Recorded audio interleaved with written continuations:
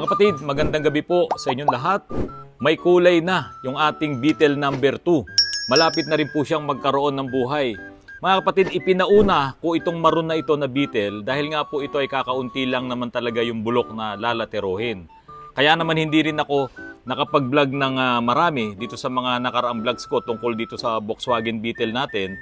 Ay dahil nga po pinipino pa talaga nung ating pintor yung hugis nitong ating Volkswagen. Hindi ko naman pwedeng ipakita sa inyo nang nakamasilya pa lang yan or naka-primer pa lang yan. Pero dahil nga po sa kanina ay nagbuga na po tayo ng first coating ng pintura natin.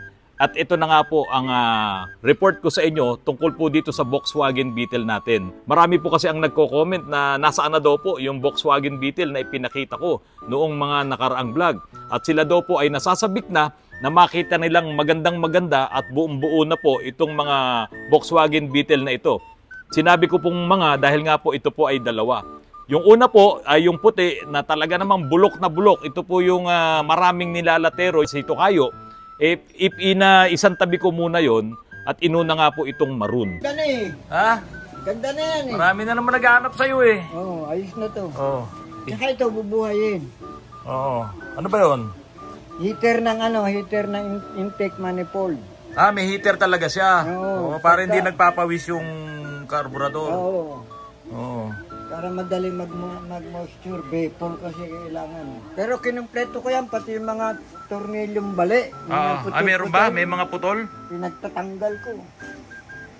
Kasi pag wala yun, magbabibrate yan. Yung carburetor, nalinis mo na. Ililinisin pala. Dalawa yun. Tatlo. Hindi pati yung dalawang 4K. Kasi papaanda rin ko rin yung owner na blue eh. Hindi na matagal na stock eh. Ito, nakasalang na nga. Yan, sige. Ngayon, binilan ko na rin po ng bagong karburador, yung Volkswagen po na yan. Ito po yung karburador ng 4K. Trusted ko na to, subok ko na to. Kapag ito ay nilagay diyan sa makina ng Volkswagen, siguradong sobrang pino ng andar niyan. Kasi hindi ito mahirap ito, no? Madali lang po itong patinuin. At meron nga akong bagong customer din dito, Lancer naman na 1990 model, GLX. Yun po ay nakakarburador pa. Hindi na raw po talaga mapatino nung mga gumagawa ng karburador. Kaya sabi ko, palitan na lang natin yan ng 4K carburetor kasi ito isasalpak lang din naman doon. At konting adjustment lang at konting rerouting lang po tayo nung mga hose niyan para mabuhay din lahat yung mga vacuum hose. At maging yung kinakabitan po ng supply ng gasolina. Yun lang naman halos yung mababago at yun pong idle up ng aircon. Pwedeng-pwede na po itong gamitin para sa mga ganyang mga Lancer. So ito po ay para doon sa ating maroon na Volkswagen Beetle. Nandiyan na rin naman po yung ating electric aircon. Ayan, nung isang araw, ito yung video ko. Nung ipinakita ko po sa inyo, kompleto yan. May compressor, may evaporator, may condenser, pati yung mga tubo, mga pipings, pati yung mga hose, mga high pressure hose. Nandiyan na po lahat, pati yung auxiliary fan, kompleto po yan. Dumating na po dito sa atin. Mga kapatid, abangan nyo po. Ipapakita ko po sa inyo ang lahat ng gagawin ko diyan sa ating Volkswagen Beetle, pati yung pagkakabit ko po ng electric power steering, electronic power steering, para po maging magaan ang manibela ni Volkswagen Beetle. At palalamigin po natin yan dahil isasalpak natin itong bagong electric aircon na binili natin sa China.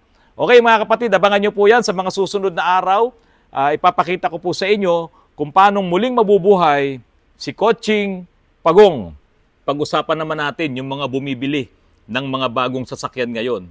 Karamihan po kasi ng mga modelo ng mga sasakyan ngayon, yung medyo high-end naman ng konti, ay marami na po silang tinatanggal na mga features dyan. At yung isang feature na babanggitin ko po sa inyo mamaya, marami po ang malulungkot kung bakit tinanggal yon sa mga makina natin. Unahin muna natin yung mga spare tire na kapag bumili ka ng bagong kotse ngayon, hindi naman lahat. May mga units, may mga models, karamihan yung mga high-end na mga models ng mga sasakyan, yung mataas din ang technology, inaalisan na nila ito ng spare tire. Ang dahilan nila, para makabawas daw ng bigat, para mapalaki yung luggage compartment, at para makabawas din ng gastos at hindi kumarga doon sa presyo ng sasakyan. Pero dito sa Pilipinas, hindi pwede yan eh. Ang pangit-pangit talaga ng ating mga kalsada. Kung wala kang spare tire, aba, baka mamaya abutan ka diyan sa madilim na malagim na mga lugar dito sa Metro Manila at sa iba pang pook ng Pilipinas, napakadelikado po at wala ka namang mahihinga ng tulong. Lalo na nga kung talagang madilim na madilim yung lugar na masisiraan ka, mapaplat ang iyong gulong. Isang dahilan din po kung bakit inalis nila yung spare tire. Kasi po may mga features diyan po sa electronics, doon sa safety ng mga sasakyan ngayon, na kapag ka hindi na pantay yung laki nung diametro ng gulong mo, or sabihin na natin kapag pudpud na yung isa at yung kabilang gulong ay hindi pa, itong mga safety features na to, nasa-sacrifice dahil nga po sa hindi na pantay yung kapal ng gulong. So katulad po nung ESC, yung Electronic Stability Control, kapag ka po hindi na pantay yung gulong mo, ay nako, magpapailaw-ilaw yan. Kaya nga, meron kayong makikita na parang kotse na nag-skid na ganun sa inyong gauge. So isa rin po sa dahilan nun, ay baka mamaya gamitin mo ang spare tire mo na sobrang kapal pa, samantalang yung tatlong gulong mo ay maninipis na, iilaw po yan, yung ESC. At isa pa po yung TMPS, yung Tire Pressure Monitoring System. Kapag ka hindi pantay yung gulong, hindi pantay yung lambot or hindi pantay yung pressure ng gulong, nagpapailaw-ilaw yung TPMS. Kaya nga po, yung ibang mga sasakyan na may TPMS, talagang dapat ang gulong nyo ay pantay-pantay ang hangin. Kaya lang, kung gamitin mo ngayon yung spare tire mo na hindi naman halos kaparehas na nung kapal nung gulong na existing, tapos iba rin yung tire pressure niya dahil siya nga ay hindi pa halos nagagamit. Isa pa po mga kapatid, yung sa mga full-time 4x4. Yan. Hindi po pwede dyan na hindi pantay-pantay yung hangin ng gulong, yung pressure ng gulong, at hindi rin pwede na makapal yung isa, samantalang yung tatlo ay maninipis na. Pansinin niyo po, yung mga naka 4x4, yung hindi all-wheel drive, yung mano-mano, kapag inilagay mo sa 4x4, yung sasakyan mo, sabihin mong 4-low, pag lumiliko kayo, hirap na hirap yung makina natin eh. Kasi nga, nag-iiba yung ikot nung mga gulong, hindi siya synchronize yung nasa harap doon sa likod pag inililiko mo. Pero pag diretso, walang problema. Pero konting liko mo lang, nag-e-effect po siya doon sa synchronization nung apat na gulong dahil nga naka 4x4 kayo. Ganon din yon kung naka 4-high ka. Kapag medyo lumiliko ka, medyo bumibigat yung andar ng inyong makina. Dito po sa mga modelong sasakyan ngayon ng mga all-wheel drive, lalo na sa BMW, yung spare tire dyan. Kasi nga, mag-iiba kasi yung laki nun. Mag-iiba yung kapal ng gulong na yon. Kung yung halimbawa, yung apat ay manipis na, tapos gagamitin mo ngayon yung spare tire mo na makapal pa, na pwedeng umepekto ngayon doon sa mga safety features nung sasakyan. Katulad nung Electronic Stability Control. At maging yung ABS system mo, pwede siyang magkaroon ng problema. Ibinabase rin niya yung kanyang ikot doon sa laki ng gulong.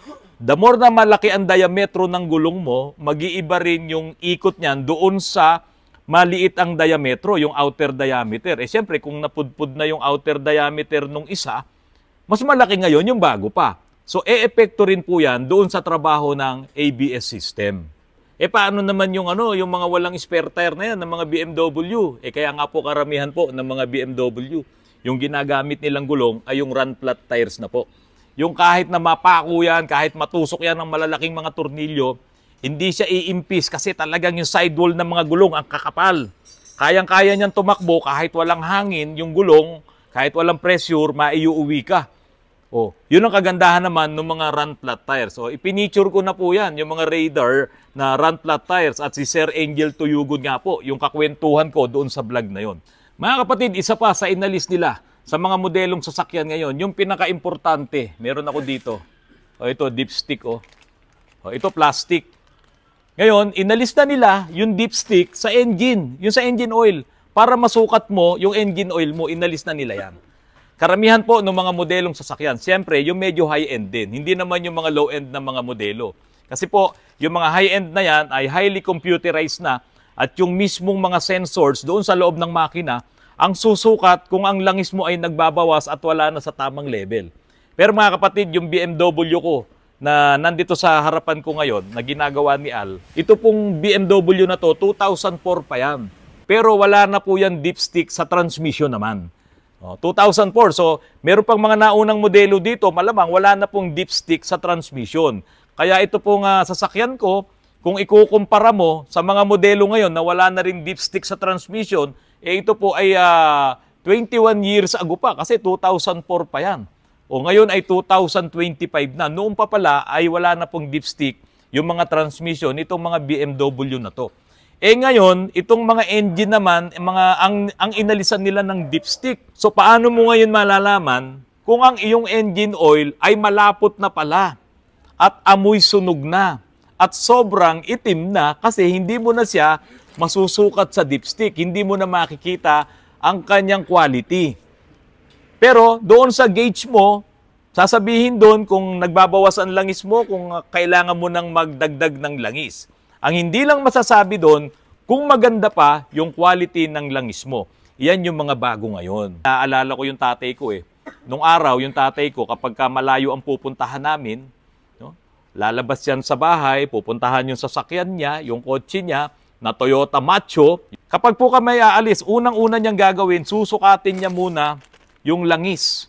Kasi sabi niya sa akin, kapag ikaw ay babiyahe, para sigurado ka kung malayo yung biyahe mo, sukatin mo muna yung langis kung nasa tamang level at dapat naka-level din yung parking mo. Huwag kang susukat ng langis kung ikaw ay nakapasubsob or nakapaakyat ang parking mo kasi hindi mo masusukat ng tama yung langis mo.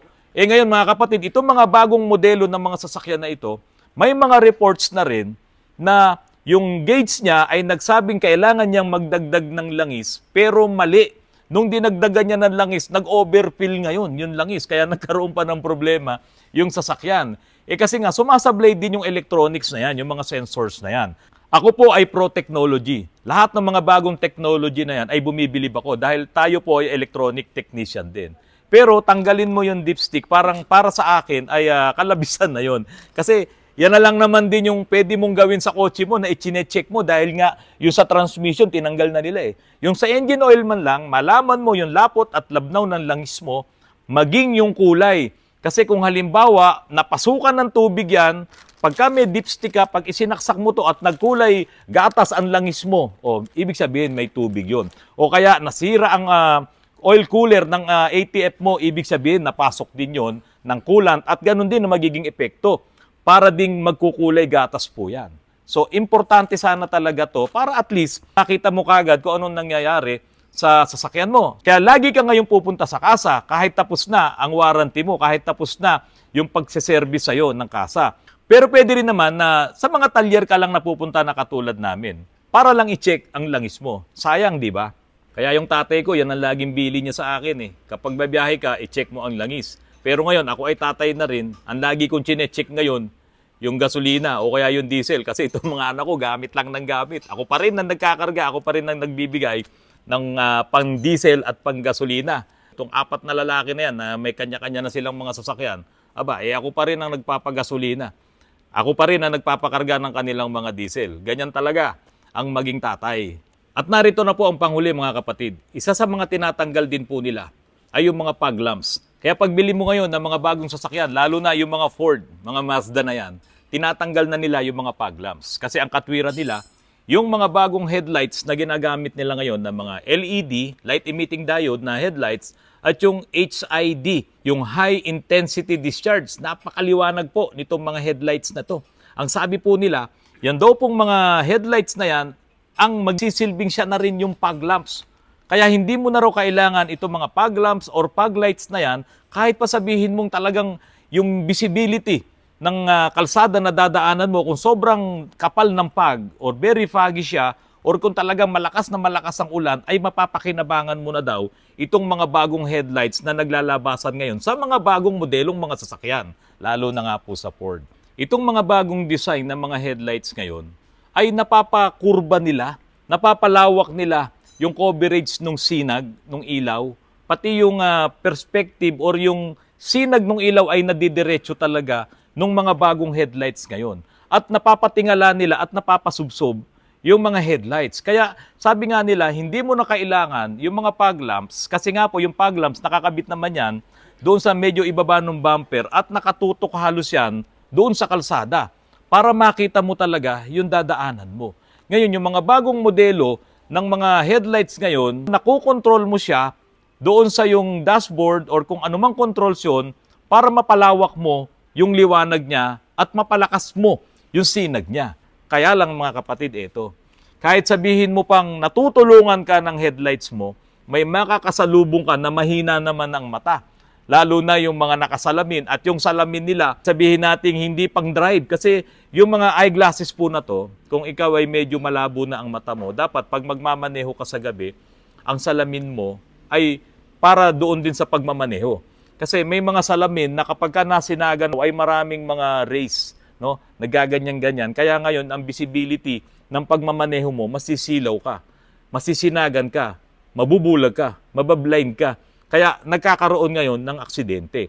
Dahil sa sobrang liwanag ng mga bagong mga ilaw na yan, na mga LED at HID, napakadelikado naman yan doon sa mga driver na hindi gumagamit ng prescription lens na para sa pang-drive.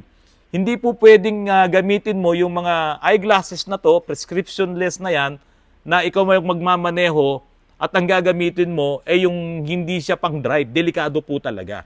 Kaya po, kung ikaw naman ay gumagamit ng mga bagong mga headlights na yan, make sure din na kapag wala namang hindi pagi, at hindi naman talaga umuulan ng malakas, pwede mo sigurong iset ang headlights mo doon sa talagang normal na driving lang. Normal na ilaw lang para ikaw naman ay hindi makasilaw doon sa mga nakakasalubong mo. Ang bilin na bilin pa rin po ng National Weather Service ay bubuksan mo ang paglamps mo, ang paglights mo kapag talagang very foggy ang sasalubungin mong kalsada. Hindi po ipinagbabawal ang may paglamps ka. Kaya lang yung iba ay tinatadtad naman ng paglamps yung kanilang mga sasakyan, lalo na yung mga naka-off-road setup. Eh kung hindi ka naman madalas mag-off-road, di ba? Tapos bubuksan mo sa EDSA, bubuksan mo sa mga highways natin yung mga paglamps na yan. Naku, delikado po. Baka kayo ay makadisgrasya. Kaya nga hinuhuli yan ng mga HPG, pati ng mga traffic enforcers. Bawal po yan. Kaya ang gagawin nyo, tatakpan nyo talaga yan. Para kahit buksan nyo, wala kayong masisilaw. Tinatakpan po. Pag walang takip yan, huli po talaga yan. Kaya muli po ay nagpapasalamat po ako kay Brigadier General Eliazar Mata, Director PNP HPG, Highway Patrol Group. Siya po ay nanonood ng aking mga vlogs. Nagkausap po kami at pupuntang araw po siya dito po sa Autoruns. At nagpapasalamat din po ako kay Police Executive Master Sergeant Check Talay. Bro, pasyal po kayo rito sa amin. Mga kapatid, maraming salamat po sa patuloy na pagtangkilik niyo po sa aking channel. Kung pwede po ay paki-likes, paki-share at paki-subscribe po ito. Magandang gabi po at maraming salamat sa inyong lahat.